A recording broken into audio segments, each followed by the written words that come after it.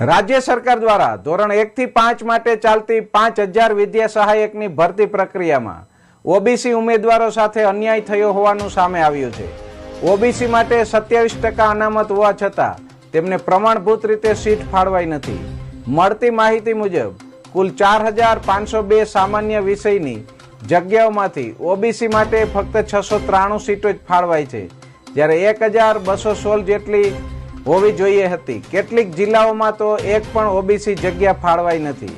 ઉમેદવારો દ્વારા રોષ વ્યક્ત કરી સરકારને ન્યાયસંગત વિતરણની માંગ સાથે રજૂઆત કરવામાં આવી છે।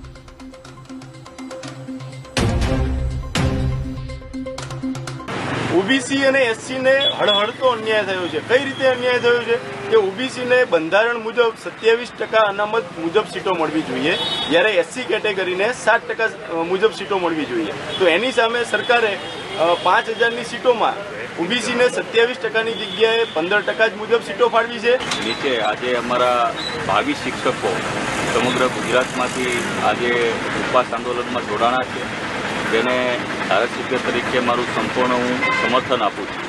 સાહેબશ્રીનો આભાર માનું છું કે એમને ધારાસભ્ય તરીકે અમને જે સાથ સહકાર આપ્યો છે એ અત્યાર સુધી બીજા કોઈએ આપ્યો નથી, અને અહીંથી અમને ઘણો ખૂબ સરસ એવો સાથ સહકાર પ્રાપ્ત થયો છે, જેના દ્વારા જેથી અમે અહીંયા એક પ્લેટફોર્મ મળ્યું છે અમને કહેવા માટે, અમારી સાથે જે અન્યાય થયો છે એ રજૂઆત કરવા માટે અમને